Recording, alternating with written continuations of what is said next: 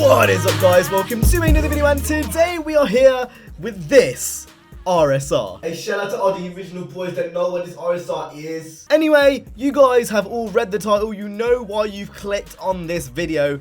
That's because this RSR is still the best car in Need for Speed. So don't get me wrong, both cars have strengths and weaknesses. For example, this car isn't as good in straight lines as the Regera. If you have a highway race, chances are it's either going to be very close if you have two skilled drivers, or the Regera is going to pull away towards the end. Honestly, there's not much difference. Obviously, it depends on speed cards and stuff. If you've got better speed cards, chances are you're probably going to do a bit better. But for the most part, the Regera is a bit better in straight lines and speed. But where this RSR really shines is in the corners. Now, for some reason, this car is level 398. I don't know why it's not at 399, because all the parts are maxed out.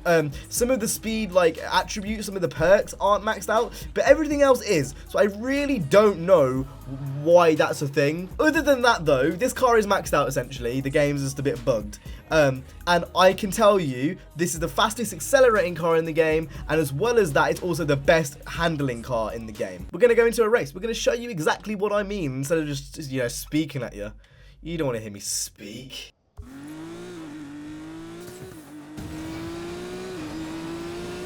Just look at that. Look at how it accelerated from pretty much 0 to 200 in a matter of seconds. That was absurd. Obviously, I use my NOS, but that is still ridiculous. And it's still going. It's still climbing. The exact same as Need for Speed 2015. Right then, so we are currently in a race. This is a race with hard AI. So realistically, I shouldn't be getting away right at the start. And to be honest, I've not actually even done this race, so I might not even get away at the start. We're going to go ahead and use all our NOS, going onto the oncoming. And you can see we're slowly getting away. Now, where this car really shines is in the mountains, in the corners, in the apexes. It kind of makes sense. It's a Porsche, and it's kind of cool how that is kind of reflected in game. But honestly, it's one of those things with Need for Speed. It's, getting live service. Things are always constantly being updated. So in a couple weeks' time, this car may not be OP. It may be patched. But as of now, quite easily the best car in the game, and I wish I had another person with a Regera to show you the difference in both cars. Chances are, if you pick this or the Regera, you are going to stomp Speedless, but honestly, I'm going to be that guy, and I'm going to say just don't pick either. It makes Speedless a lot more boring, and it just makes me not want to play them specifically. I'm kind of making this video to raise awareness and hopefully get Ghost, to balance these cars, because it's really unfair at the moment. It's really annoying as well, because obviously the RSR was OP in the last game. It's a bit hard to show you, the balancing with the AI, obviously, because the AI are going to just fucking rocket past you regardless of what you're doing anyway. But I did win that race.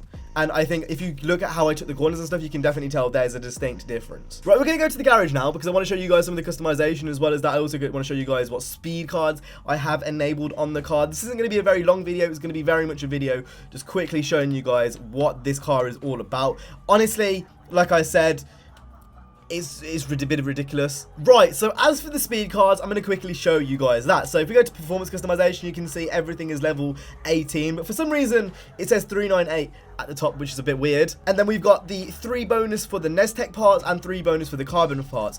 I found that if you have 3 times a parts on both sides, it works out a bit better. And obviously I know you can get like ×6 parts and stuff, but I found that this works a bit better. Now I am going to be mixing around with the brands and stuff. I do believe Outlaw and I think Americana are the 2 best ones for racing, at least. So I'm going to be trying to get those 3 parts, with the brand synergy and stuff. But those are the parts I'm running, and I've got to say overall it's running really well.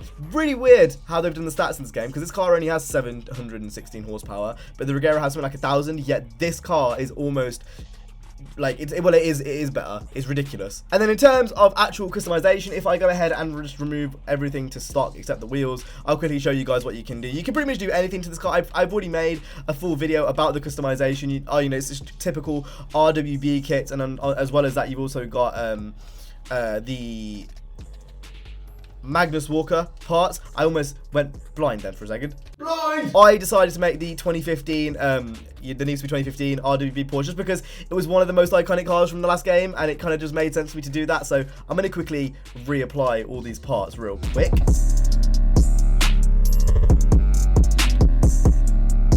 And then if we lower it all the way to the ground, There is a bit of fitment problems, as you can tell. If I put it on bags, I've not actually even seen what this is like on bags. Let's have a look. Ooh, you know what else I haven't seen this with? Have I got? I do. Ooh! So obviously, you're not going to be able to see the neon much because it's daytime, but we can see the bags. I haven't really messed around with bags too much since that one video I did, but oh my god. That is fucking tucked. Oh my lord. That is tucked behind that fender.